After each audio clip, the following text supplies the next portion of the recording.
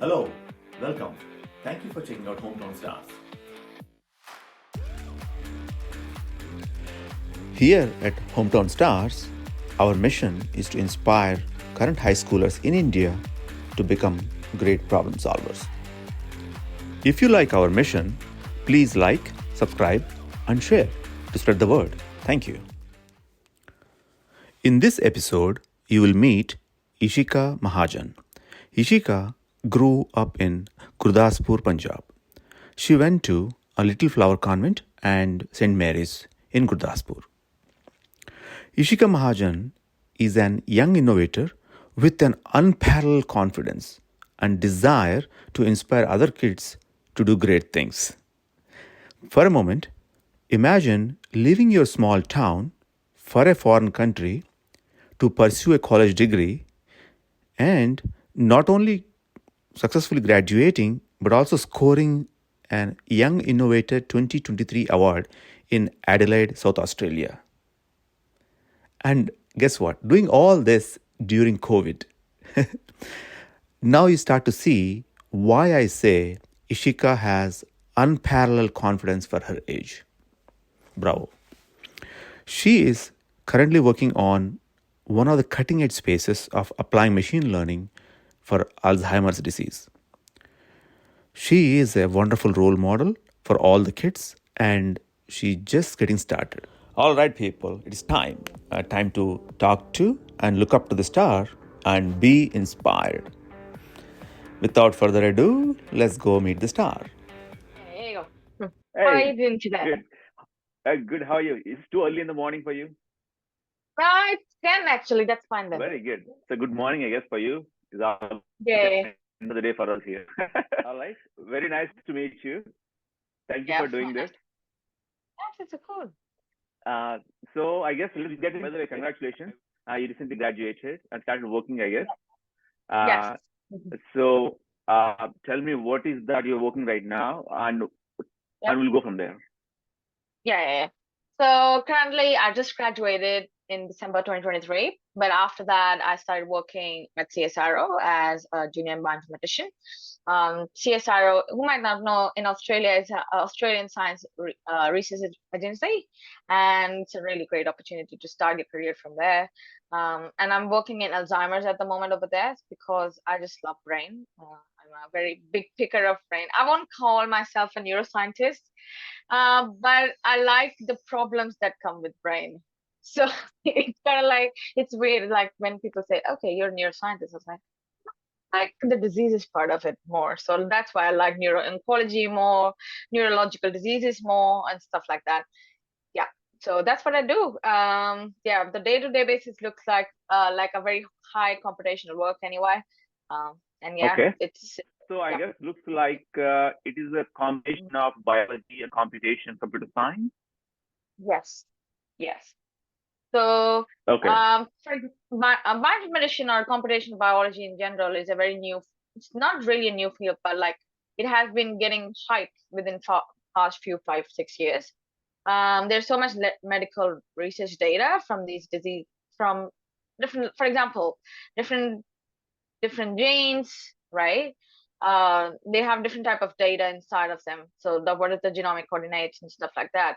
And there's so much of data in that nobody knows how to analyze it so that we can make sense out of it and in the lab, then test it. Because scientists in the past, wet lab biologists, they just used to go in. I was like, hey, this is my hypothesis, let's test it out. But we don't have time and we don't have money that much, right? To just use it on the resources based on our on guesses and hypotheses. That's why data comes in handy because it backs you up. It backs your research for the testing it in the lab for the drugs, for the biomarkers that you can find out, or the therapeutic targets, right? So that's what we do. That's what my work comes in. That analyze that data, get some therapeutic targets or genes, for example. Right now, with the project I'm working in, get those therapeutic targets, get those genes, and then hey, if we find out, which we really have found out, but if you found out and then you take it to the wet lab people, it's like, hey, let's make something about it. Like maybe it can go in drug analysis, we can test some drugs on it, or it can be a predictive biomarker for the Alzheimer's people. that hey, if you see more mutation in this gene, it means that they are getting an early onset of Alzheimer's or something like that. So it's that's where this plays in. Yeah. I think it is very cool that you're actually working on this. And Yes. I think there are wonderful challenges here. And she's also interested in cancer research. So I kind of know few things, but I mean, I'm in doctor side, so not so much. Yeah. But I think Yeah. we talk about things, and then I think your Yeah. story will inspire not just every kid everywhere, but not personally, also my daughter will get inspired by this. So it'll That's be wonderful to see. that's So let's see. So how did you um, start in this direction? How did you develop the passion? yeah. If there's a moment or over the time, Yeah. like how did you kind of get Mm-hmm. into? I guess Yeah. you are young innovator. Yeah. So how did you Yeah. get there? Like what Yeah. happened? It's a very it's I feel like it's a funny story because Okay. it started very young. Actually, nobody in my family is from a science background. Funny enough, Okay. everybody is from everybody is from business and stuff. And I wanted to be a rebel as a kid. I was like, I don't want to do what everybody's doing. I want to do my own thing. And but You're my touch with type my of kid. family, Yeah. yeah. Go do Touch with my research. Yes.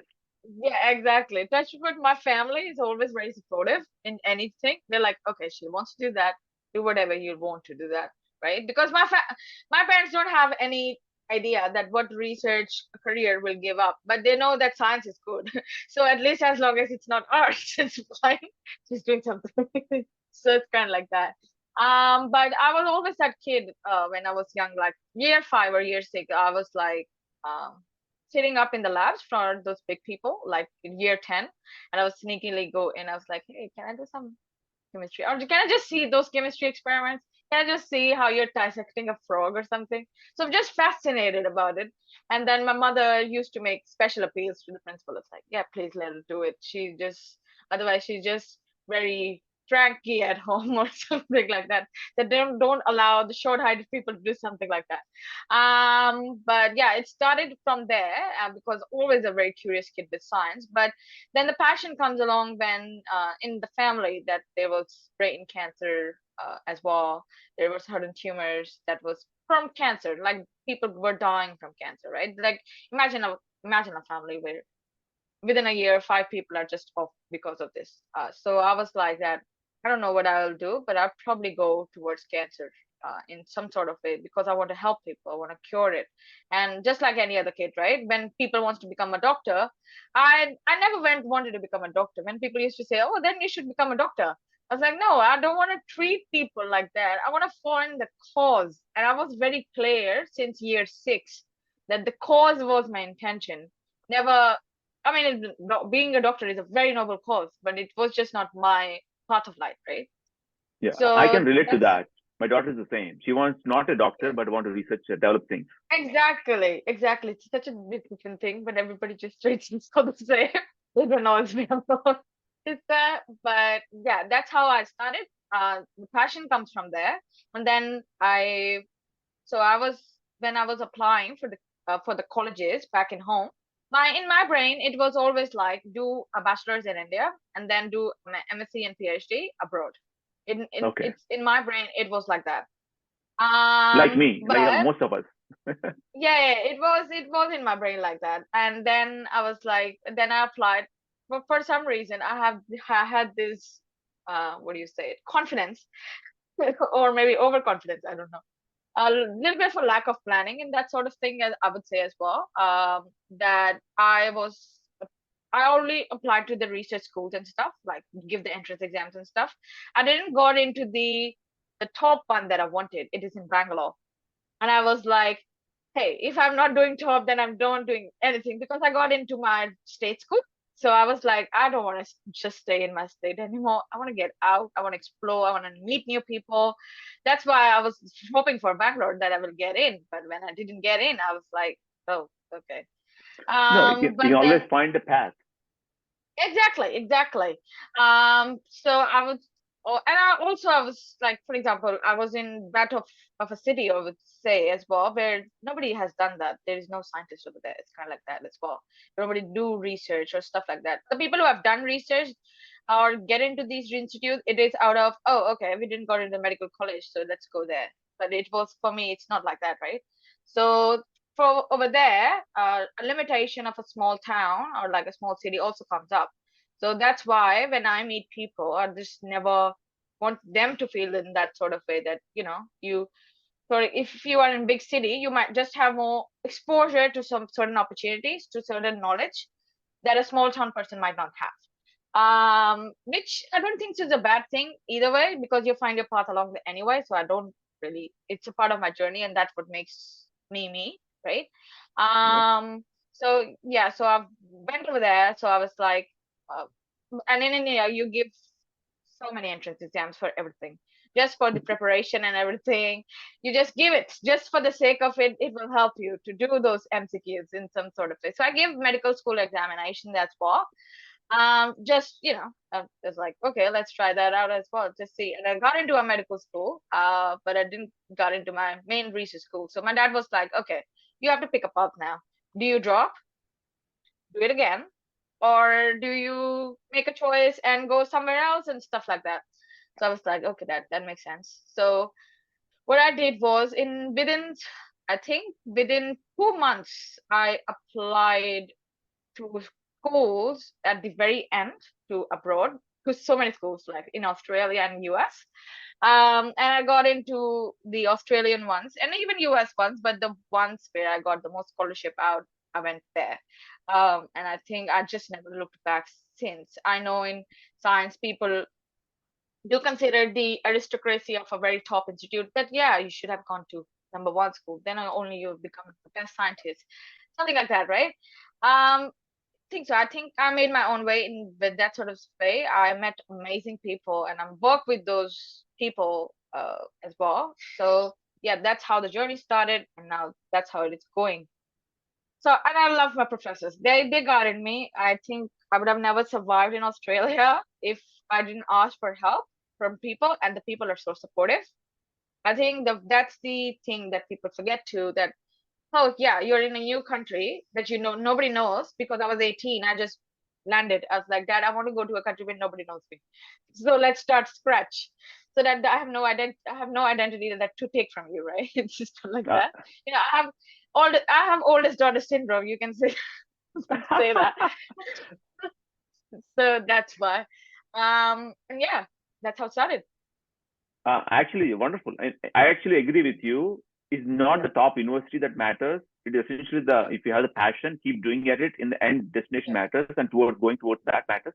I think you did a wonderful job. You proved that. It looks like so it turned out very good, right? Going to Adelaide, which university went to? Yeah. It turned out very good in Adelaide because I came in 2020 where COVID hit, and Oh, fresh out of school, and it's COVID. And then your parents are like, whoa, whoa, whoa, whoa, what's up? What it is. But that is Adelaide really was one of the scary. most, yeah, Adelaide was one of the most safest cities in in the world, actually. Mhm. So it didn't really happen that much because everybody, touch wood, I never got COVID. So it's kind of like, it was very safe, and my parents weren't not worried at all. Because they're brown parents, they gotta worry. But even though she trusts me a lot, it's kind of like, nah, she's very clever, she do everything, but still, parents are parents. But that Yeah, of helps. So course. that's why, yeah. And Adelaide is now as a very developing as a city going on. Mhm. They have, I mean, obviously Melbourne, Sydney have developed, but the Adelaide is the upcoming. So much innovation, so much startups, so much research in radiotherapies and medical research. So it's a great place to be at this point of time, to be honest. Yeah. Yeah, I So think like yeah, how was it to get receiving the Young Innovator Award? How did you feel? How did you hear about it? And what was the feeling like? How was it? it was very, Were you very surprised, by the funny. way? Were you surprised, Yeah, or is it? very surprised. I'm not even joking. Because first of all, I was like, who, I can't even say it, but who the hell nominated me? First of all, I was like, nominated me, first of all. Okay, you nominated. I mean, I was like, maybe I am social, I network a lot. But this imposter syndrome for a scientist, I think never leaves you. That are you good? Are you doing the right thing? I know what you mean. Yeah. So that's what happened. So I was like, okay, and I am always nominated for a bunch of awards and stuff. So I always go there to meet people. I think my always goal is to network with people, is to network with the people who are so much high in their field, and I can talk to them like what I do and talk to them what I can learn from them, so that I can learn and put it in my journey and try to take it like that. So I just like to talk in general with them. So I went there. I was like, okay, after work, after work. No, I think I was yeah, after work. It was after work. Because I was completing my honors that time. So I was like, yeah, let's go have free food. You know, it's a fancy place. Let's just go over there. As a student, you just want free food. Just went over there, put in my nice clothes and stuff, and was like, okay, that's cool. I was eating at the time when they announced my name. I was literally there was food in my mouth. I was like, I'm just serious. I'm not even joking. I was like, what? I don't have anything prepared. What the hell? So I went on the stage and I am a public speaker in any sort of little bit of a sort of way, because I started hosting, anchoring very young as well, and then yeah, panels and stuff. Very active in university and that sort of things as well. So I started speaking up, and I think that was one of the best very highlights of my career, as that speech, because that speech made me recognized so much in the state entirely, that there were so many people who after my words found me on LinkedIn and texted me, hey, your speech was very inspiring and stuff like that. I was like, really, people know me now. Stuff like That's that. great. Yeah, I know. Was it like an Oscar moment? You know, you got Yeah, to I say, feel like that. I feel like that was my young Oscar. So much way to absolutely. go, but yeah. Yeah, But at the starter, it was really yeah. So after that as well, people came and they like, we really resonated how you started and stuff like that. And yeah, that's how it started, and just a very great feeling, to be honest. Just telling Yeah. you. I mean, this, as you can see, what I'm doing with this podcast show is essentially what you did by yourself, going to all these places and meeting and talking. Yeah. Essentially, I want to Yes. provide the medium and reach out to kids so you can tell them that same thing. For sure. So yeah, right. And Yeah. I like it, the fact that not only you're doing awesome work on your field, but also you are interested in actually reaching out to inspiring kids too. That is like a wonderful thing to have at such a young age. You already, I mean, I'm doing it when I'm like, much older, settled in my dumb career stuff, but you are doing it as you are to do right now. So which is actually even multiplying the effect of what you're trying to do is just unbelievable. So why did you think of like already thinking about inspiring kids already? How did that come about? Think it's a very philosophical thing, a little bit of my journey pathway, I would say. I think everybody lives for themselves. It's very hard to live for others. It's a thing that I live by too. You are starting to speak my mantra. Okay. Yeah. I learned from my mother, the best one. Okay. So what happens is, I think the goal of my life is, I personally think, is not to just make money, settle down and stuff like that. I think it's to help people, inspire people. Inspire is a big word, but to help people or in some sort of way that they become happy in life, because there's so much sadness in the world, right? And it's from very early that in the life as well, that hey, what's my goal in life? Money is not the goal. Getting fame is not the goal, but helping people and inspiring them that hey, if she did it, then I can do it. If she looks like that and she did it, then I can do it too. Because it's a thing that there are many people. I think now I'm a little bit of a part of my career, when people come to me and they say, hey, your story is amazing or stuff, or you're doing amazing work, or sometimes they come up, oh, we want advice like that, something, right? Because they come from a similar background. Yeah, you are literally speaking out my mission statement. Okay, so that's yeah. this is wonderful, beautiful. yeah. So now tell me a little bit about what was something I saw on your LinkedIn, something about Combine. What is Combine? What do you do? What is that? Okay, so Combine is a student bioinformatics society of Australia. So it's a national student-led organization for bioinformatics. We run a couple of our workshops and events like that, and networking events, so that people in this career sort of field, computational biology, can Okay. come together, right? Share their ideas, like conferences, right? Just like any other, for example, you might be in molecular biology and stuff, and you have a society for that. And then the mathematics is its own society, and it's a great way to connect with people, and especially the young budding scientists who are coming up in this field. Because as I said, this is a new field. We want to take it big. We want to take it mathematics just not as a support science sometimes, as people sometimes feel like. It's more like, yes, it is heavy intense based research, lead projects in that sort of way, and tell people what they can do out of their careers. Like, do they want to go to the academia or industry research? Because a lot of computational biologists go into the industrial research like AWS and stuff like that. Yeah. Okay.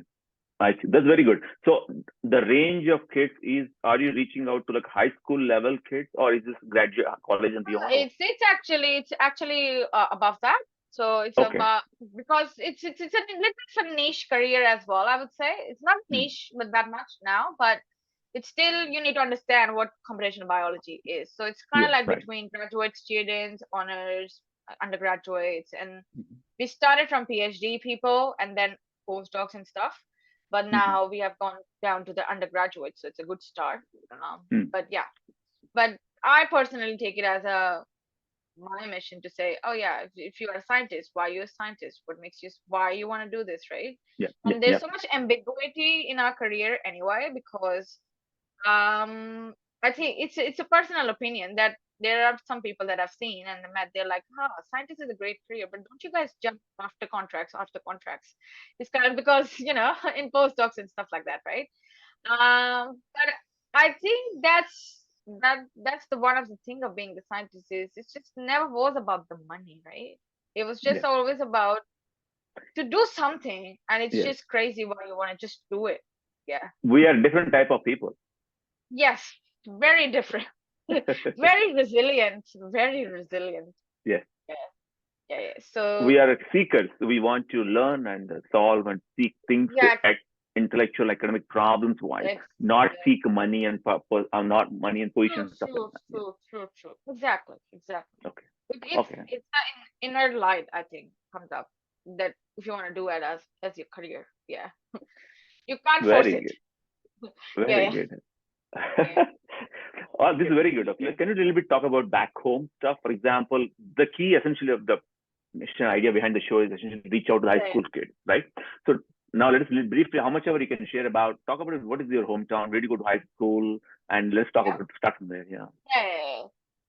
So I grew up in a small town. I mean, small town as compared to considered in Australia, but like India, every small city, or I would say, it's a big city. It's a small city called Gurdaspur. It's in Punjab. Gurdaspur. Yes. It's in Punjab. And I went to a school over there, which is I went to convent school because your parents try to give you a very good education. So private school it's a very good school over there. It's a Little Flower Convent School over there. Little Flower Convent School. Oh, Little Flower. It's a very popular name, kind of a popular name for Yes, I think it's a franchise everywhere, kind of like that. So yeah, I went there, spent my 10 still year 10 over there. I did kindergarten somewhere else, but that was just very short period of time. But then over there, and then I did my year 11 and 12 also in a different school called Saint Mary as well. Saint Mary's in the Gurdaspur as well, and that was sort of my schooling. But yeah, Little Flower was my foundation. And Saint Mary's. It made me, it made me who I am. It started, those teachers made me, they're like, okay, she's stubborn, let her just do it. Kind of like that. I think they did a very good job. I know, I'm blessed with very great teachers, to be honest.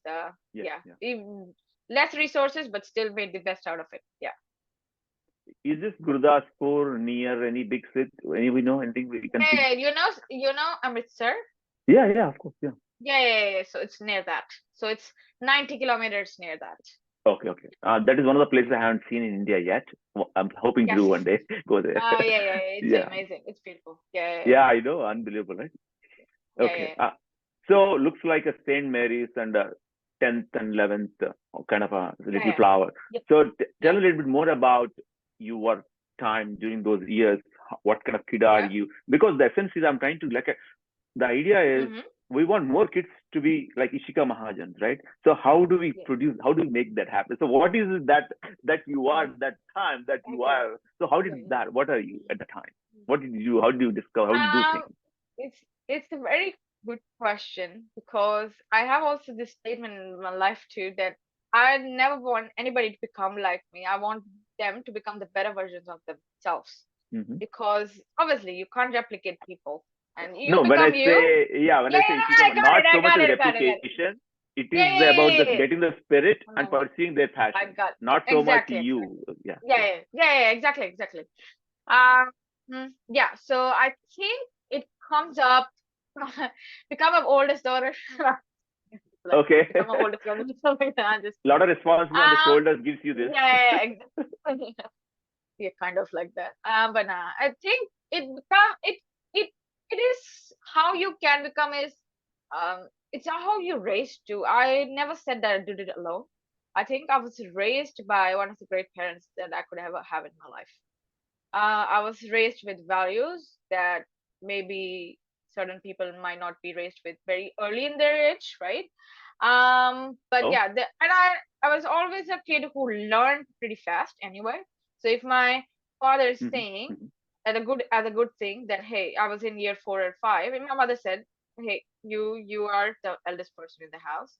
What if your father just goes, something happens to him, then who's gonna take care, right? So she made sure that I did an accounting course when I was in year 5 or year 4, something like that, and something taxes or stuff like that. I was like, okay, mother, fair enough. I consider it as a bad thing, because I think it just I was an all-rounder kid because of that, because that made me use my brain at a very early age. That, hey, I can do this, I can do that, I can do this. Critical thinking came very early, because my mother pushed me during my summer holidays to different kind of things. And I think you just need, if you obviously if you don't have parents who push you at different courses. But I think right now, back in home as well, when I go back and I say, oh my God, you guys have everything. We had nothing. It's kind of like you have good programs, you have extracurricular activities after school and stuff. You have swimming, go to like the school, they're providing everything as a curriculum, right? We didn't have that. So now I think the people are changing and taking it as a lead anyway. And I think you need to be in this world to survive, need to be a jack of all trades. It's not like master of none, but you have to survive in this competitive world. You need to know everything bit by bit, because you can't say, hey, this is straight line and that's going to be my career. You can't say that. It's kind of like, yes, I need to know these things, these skills, I have to pick it up, and then this will lead me to something. And that's what my parents installed it with me as well, that pick everything, never know where you're going to use it.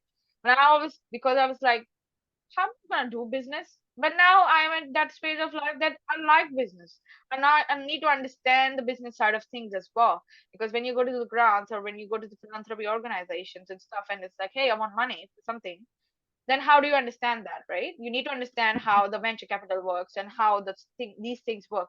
And that's how it started very young, because I chose to do everything. So I think nothing in life goes in vain, and optimism takes you a very long way. I was always that confident, not, sometimes people call it overconfident, but I consider it a confident kid. I always think that, hey, I need to do it because I can do it, and I just never give up. I was a big fan of Chanakya. There are many people who might not know him, but he's a great philosopher back in India. I don't know. Do you know Chanakya? Yes, I don't know. No? Something like that. Okay, so he's one. He's one of the great philosophers back. Yeah. So the internet was a little bit like this. I couldn't say it. So maybe he knows it. So yeah, so he always says that it's a thing in Hindi. It says bhag mat kar prayas bhag mat. So I think it's stuck in my brain since I was very young, like year 3 or 4. It's like you don't have to run from it. You just gotta keep on doing it, keep on doing it. it's difficult, just keep on doing it, and then I think you can be whatever the hell you want to in life, as long as you know that you're not giving up on your dreams. You gotta dream big. Let people say whatever the hell they want to say to you, because when, for example, you're from small place and stuff like that, people be like, oh my god, you're delusional, what is that? You don't people We have never heard that, so we don't know. That's the point. You have not heard that, be the first one to do that, right? And there were so many people. I think I always get inspired with so many stories that come from small towns like me when I was young, right? So there was people in Bihar somewhere, they did that, they did nothing, and I was like, I am privileged. I have, like, my parents are providing me food, I have a shelter at house, and those people out of nothing, they are somewhere so big in life. So I think take those inspiration along the way and just keep on doing it, right? Just, you need to understand your mission, you need to Uh, understand your dreams. abs- I'm Yeah. absolutely loving it. Yeah. I think the way you speak, the way you're explaining, I think if I don't share with anybody about this, if Yeah. you are young graduate doing this, to actually so much wisdom in you. That's very good, very good. I think I can relate to your parents, how I raised my own daughter. I think Yeah. exposure and bringing awareness Yes. to lots of things around is what is the fundamental that lays the foundation, because you need to be aware of things, and exposure brings Mm. and experiences all this, not just only very Yes. narrowly focused on a couple of things. Exactly. I can relate to that to your parents very well. I think they're Mm. very smart with exactly what I do. So I think, Yeah. yeah, I think wonderful. That's Yeah. wonderful. So, how are you as a kid? What are the things? How are your friends? How is the life in the school? How is hometown? Share the other fun. Anything Yeah. like, for example, were you like what kind of kid you are having in the school outside? Yeah. Yeah. I was always a kid who was always very rebel, like in every sort of Okay, way. Like, not a bad rebel, but a good rebel. It's kind of a rebel with a cause. okay, Like, yeah. So it's, and also very funny because I'm Punjabi, so we are very loud. And yeah, I sometimes say that I took a little bit of my personality from my dad, because we are like I'm always the life of the party. It's kind of like okay. I have to go there, and I like to take people in. It's like, hey, let's share, let's have fun when it is fun, because I'm not a nerdy scientist or 24/7. It's not, That I am, in fact, yeah, that is an old school image. You yeah, can be yeah, scientist I at the know, same time have fun. I know. But there still is a image, because most of my friends, they are like business students or engineers and stuff like that, and there is a portray. No, nobody's doing like very research based of work, like in the main friends. And they'll say, "Oh, you guys, what do you guys generally do? Do you just sit in the lab and just do stuff?" It's like, well, where's the fun? It's like, you see me, I am fun, right? It's like we didn't even knew that you were doing science. That fun you are. I'm like, see, that's the stereotype you have, right? That's the Yeah, yeah. stereotype you have that. It's like people all in my life assume that just because I dress very professionally, like in my pantsuits all the time, even in my labs, and they always think, "Oh, you're a corporate person or you're a business person or something." It's like, no, I'm a very nerdy, hardcore biology and computer science student. So I think, yeah, very rebel kid as a that one, very confident as well. I think it is it. There are a lot of things that I think I would like to share too. That because back home, as a woman in general, or as a kid who has a darker skin, you're always bullied for that, right? You're not fair enough, you're not pretty enough, or something like that. I know what you mean. Yeah, I know. Yeah. And to that, it's just, again, that always kind of like leaves a mark on so many people, like in some sort of way that lets your confidence down. But rather than taking those comments as a bad thing and being in my shell, I just called people out very young and start calling them out, as I said, rebel with a cause. So that I always used to feel like maybe not everybody is as tough as you, or not everybody is as confident as you. You have to be the voice for those people. So I was always a kid who used to fight for the other people. It's kind of like that. It's like, hey, there's a Wow, you are a serious kid. Okay. no, it's kind of like, it's like, how dare you say that to that person? You don't know, like, so it's like giving them a proper, a lesson that why you said that. It affects people like that and stuff like that. And yeah, I'm a big anti-bullying. I don't like bullying at all. So it's kind of like standing up against those people was very important from a very young age anyway. And then, yeah, when you have been bullied, but then you just don't take the bullying and stand up against it, kind of like that, then you become confident and loud person in general in life. So you know how to fight. It's kind of like that. So yeah, absolutely.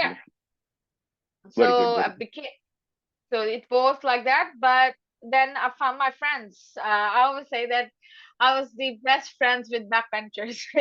It's I like that. It's funny because all my the very good friends back home, they were always okay students, like average, or maybe they were like naughty students or something like that. They were backbenchers, right? The image of backbenchers.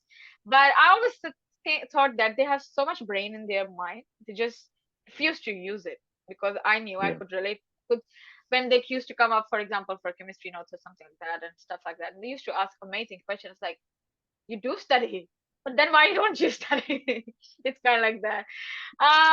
So but yeah, not everybody has to be good in school, and that's okay. You don't can't judge people on the basis of that, because there are amazing people who go. I know a friend who was okay, was bad in school. Now he's doing great things in life. He's now an engineer, mechanical engineer, and works in US. And it's awakening that people get later in their life, but if you push them little bit, and he always sometimes say to me as well, it's like, "Yeah, you used to haunt me. You used to say things to me like, you need to do good things in life. You need to get up, be better, and see. Hey, I went into the university and become better." It's like, thank you for that. I was like, that's real. People know that. you know, it's a Yes. very little thing. It's a very little thing that you can induce a purpose in somebody's life. But and so yeah, that's kind of like I was as a kid. um yeah, I was a very foodie kid too, so I used to love cooking and making food and eating out a lot. Okay. So having fun with friends, but also having a life with science and yeah, studies and being a good kid as well. Good, good. Actually, kind of Yeah. answered this question I was going to ask. So, are there other kids doing awesome work? Looks like one of your friends is doing some awesome work in US. Yeah, Uh, yeah, yeah. So yes, there are a couple of my friends who are, so they're at the end. They're one of the friends. There's many friends back home. They're becoming amazing doctors. Like some are gynacs, some are going to pediatrics, and some are. There's one of the friends who just got into the, is preparing for MD for orthopedics and stuff like that. So in that sort of way, and then there are people who are in US and Canada. They are becoming engineers, psychologists, psychiatrists, to be honest, and yeah, doing, and there are people who are doing, yeah, other simple sort of things there as well, but they're great, doing great things in life. So very it's good, kind of very like good. that. Yeah, yeah, yeah. Any other researches that came out of St. Mary's? See, that's the thing. That I know of.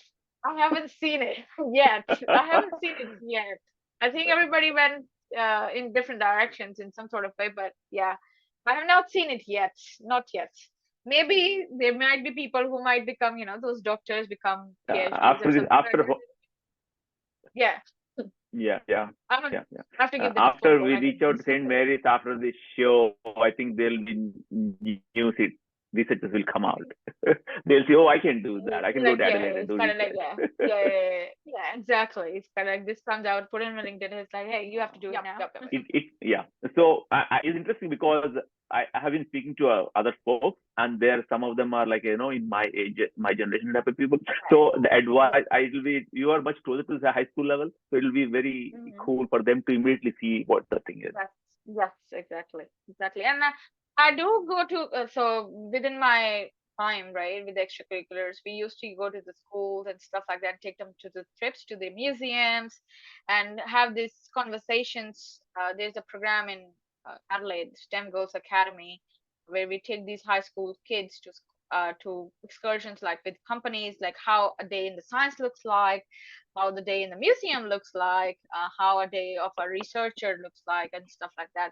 So we used to, I always used to involve in such programs and stuff like that, and try to help as much as possible, because I think, um, yes, I have a duty back home because my mother do quite a bit of philanthropy work as well back home, but I have a duty here as well to inspire the same kids. So because this land, it made me who I am, right? So I'm very great to Australia in general. So it's my duty to help the kids over here, and there's so many brown kids as well over there, over here, and they come to you and they ask question, and I could see myself in them. It's kind of like, hey, you're the same, and I could see it as like, and my professor, so for example, there are open days, right, in the university, and these high school kids, they come up from year 10, year 9, and then, or some, even a little bit of very young as well. I have met a kid from year 6, and she was so much into chemical engineering sort of things. I'm like, you're 6, you're in year 6, you like chemical engineer, that's very niche. As like, and the professor made sure that she met me, that she generally knows everything. So I'm about that person who generally knows most of the careers and how to go into it and stuff like that. So I talk with your parents, and to be honest, at the end of the day, when I always go back and look at my day, like how it went, and those conversations that I did with those people, for example, on open days with young kids from year 8, year 6 to year 11 or year 12, and especially, as I said, when I see brown kids, and it's like, oh my god, you're literally me. You you'll do great, but you'll do great in life, and I can see the passion that it comes up with, and try to form that brain, nurture that brain, try to tell them answers, but not the complete answers, so that don't get confused. There's a way with the kids, um, because I would not be lectured or answered in the way, right? To if somebody asks, okay, what should I do? I don't want to lecture on that. I want you to, if I ask questions, I want you to listen to me and then make a statement out of that. Don't tell me, oh, you should do this because you graduated this. That's impositions on people, and then people don't like that. That's how you don't nurture them. That's facts. They can go on Google and search it, but then what's the point of a human connection to understand?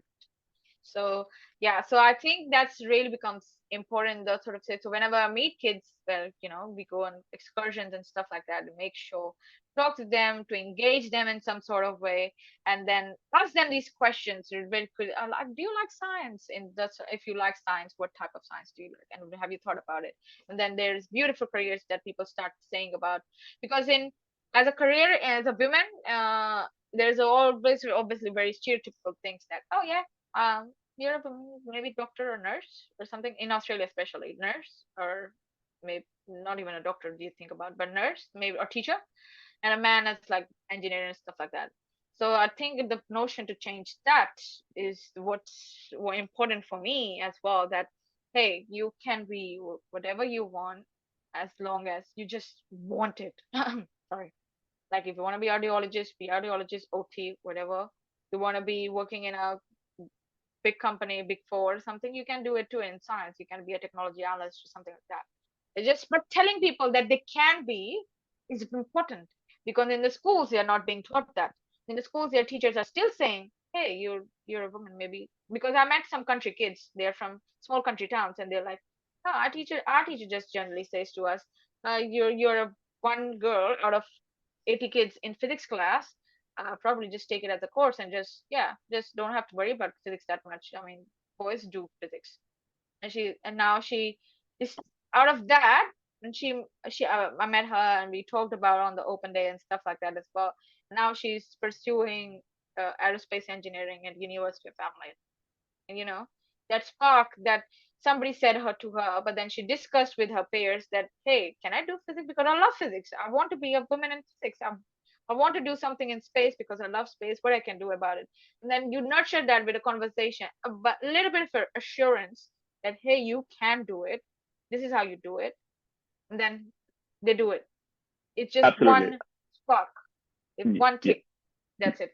I think you said it very well, because that's exactly. In fact, I live in Seattle area. Right, it's one of the tech hubs in the world. Yes. And biggest companies are around here.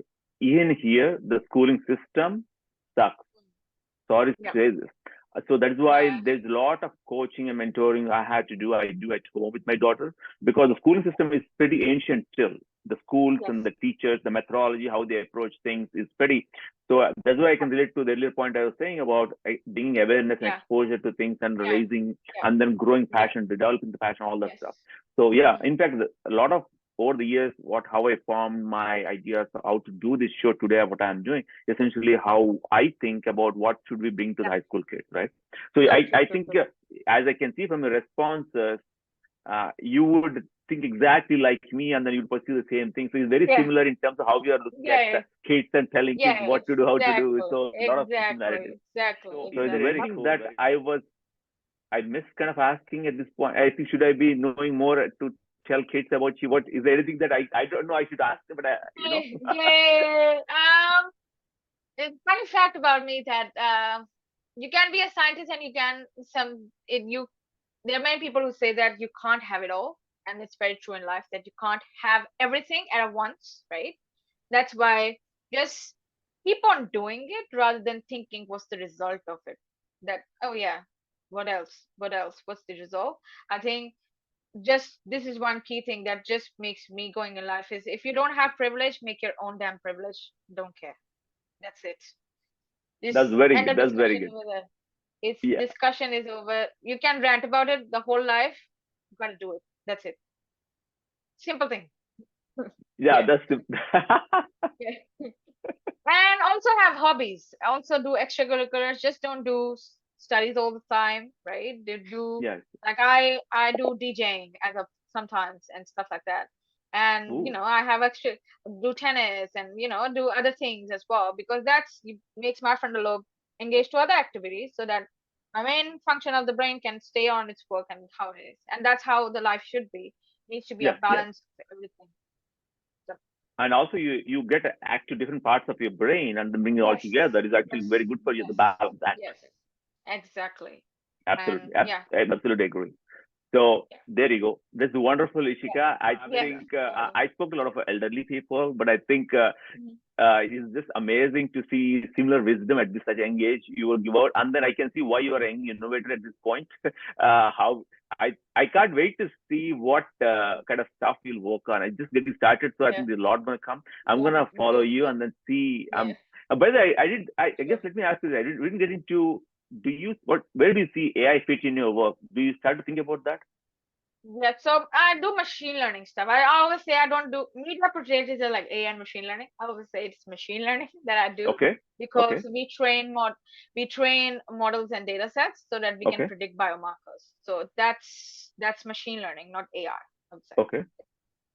So machine learning. So how do you see? Are you starting to play with it? How do you see playing role in your research work in terms of any development of solutions or any other drug discovery, perhaps? I don't know.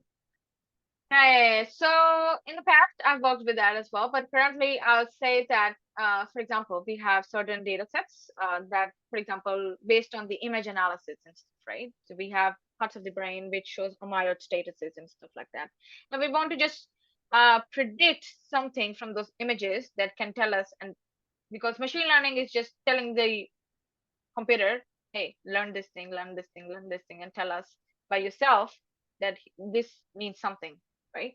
So we are just working on that. It's a kind of like a model to predict the biomarkers just seeing the image. It's kind of like, hey, something is wrong over there and something like that, just by seeing the image, so that we can identify it very easily. Because right now, for the brain scans, you can't really sometimes identify it, because the myeloid status, if it gets very big at the end only, then only you can see it. And that's like 70 or 80 years of age, and then probably you're not going to live that much. We want to catch it early. So that's how machine learning plays a role.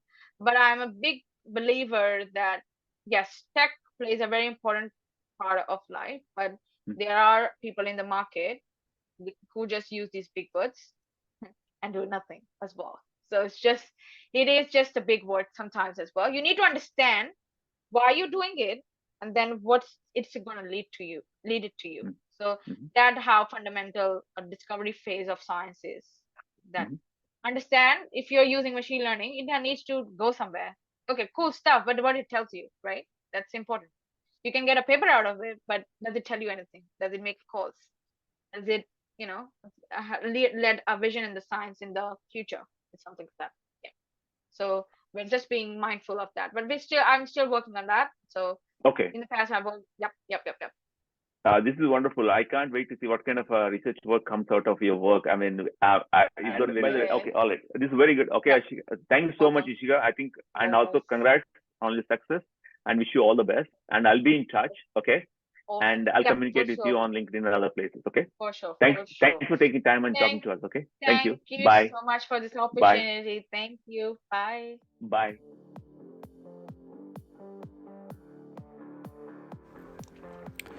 Folks, remember to look up to the stars and be inspired. Now, go tackle a problem worth solving. #Provoso. Thank you for watching. See you next time. Bye bye.